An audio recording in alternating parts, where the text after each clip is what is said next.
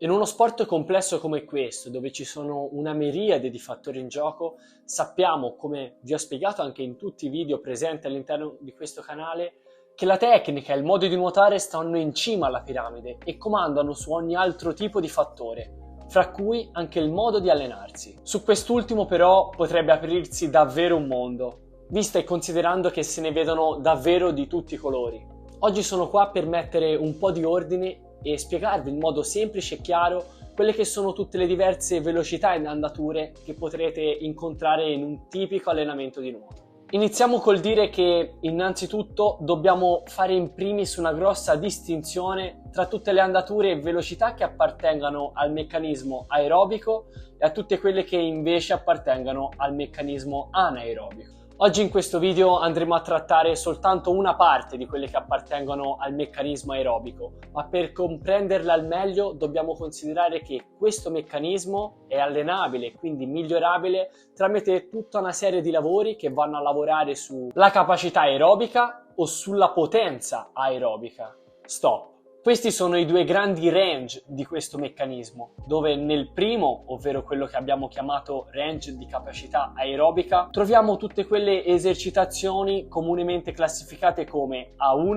A2 e B1. Ecco, oggi in questo video andremo ad analizzare proprio queste tre andature. Mentre nel secondo, ovvero quello che abbiamo chiamato range di potenza aerobica, troviamo il fantomatico B2. Ecco, su questa andatura tratteremo un video prossimamente su questo canale. Iniziamo dando una definizione specifica di A1 e A2, partendo col dire che fanno parte di velocità ed andature che, attenzione, non determinano un progressivo accumulo di acido lattico. Sono esercitazioni che permettono al nuotatore di mantenere per il maggior numero di tempo possibile una determinata velocità. Le esercitazioni di tipo A1 si svolgono nelle fasi iniziali e finali dell'allenamento, per il recupero attivo e per le esercitazioni tecniche.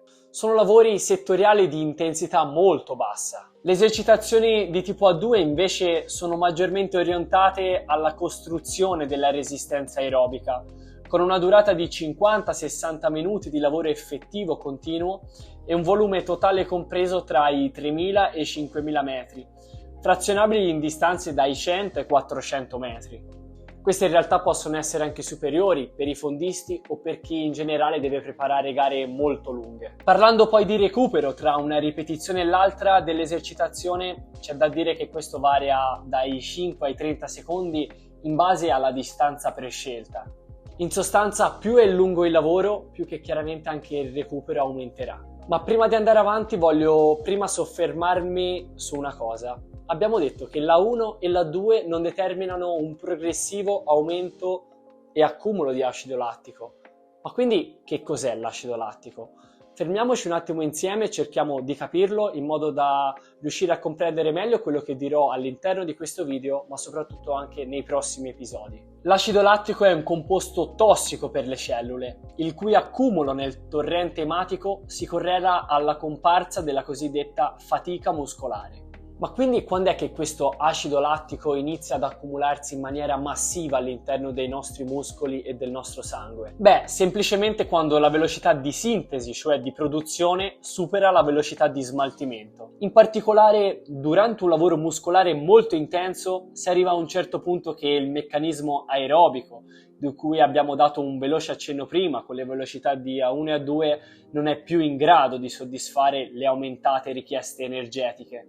Motivo per cui il nostro organismo attiva una via accessoria per la produzione di energia. Questa via, pur sopperendo in parte alla carenza di ossigeno, aumenta la quota di acido lattico prodotta nel sangue, portando in alto la percezione della fatica nei nostri muscoli. Ma adesso, per concludere, torniamo a noi e diamo una definizione precisa di quello che è l'andatura di B1. La velocità di soglia anaerobica, quindi chiamata in gergo appunto B1, è la velocità massima ottenibile affinché, attenzione, si mantenga comunque stabile l'equilibrio tra la produzione e smaltimento di lattato per evitarne l'accumulo. Se questo equilibrio viene meno e se quindi il processo di smaltimento non è più in grado di sopperire all'elevata produzione, significa che stiamo sforando il range aerobico e la velocità che stiamo sostenendo non è più di B1, ma sarà più spostata verso altri tipi di andature dove entra in gioco l'acido lattico. In linea generale, se vogliamo identificare una velocità corrispondente al B1, possiamo dire che è la massima velocità ottenibile per una nuotata continuata di 30 minuti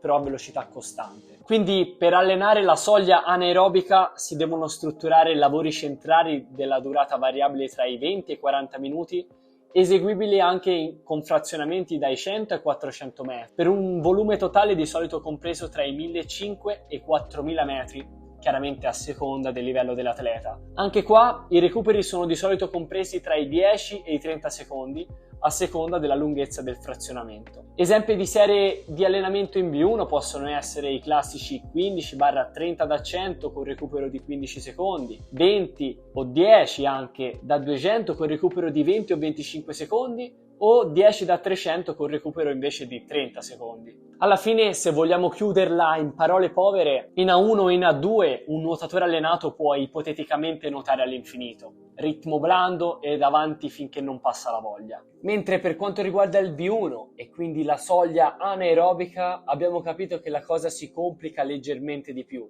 È un po' l'ago della bilancia. Mi piacerebbe sapere quante volte ti sei ritrovato ad allenarti consapevole di non avere quella base tecnica per riuscire a lavorare al pari magari degli altri, oppure quante volte ti sei ritrovato costretto ad arrancare per cercare di terminare sfinito quello che è l'allenamento del giorno. Ti lascio un attimo per pensarci, ma la risposta in realtà già la so. Motivo per cui con tutti i nuotatori e triatleti che entrano a far parte di Swimprove preferiamo partire con le marce basse, lavorare di precisione e soltanto in un secondo momento mettere la sesta, riuscendo così a sprigionare per ognuno di loro il massimo potenziale.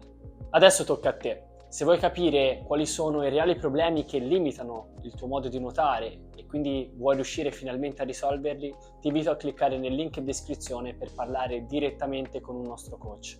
Io chiaramente ti invito a lasciare un bel mi piace, iscriverti al canale e ci lasciamo al prossimo video dove andremo a capire finalmente che cosa vuol dire B2 e come riuscire ad allenare bene il V2 Max.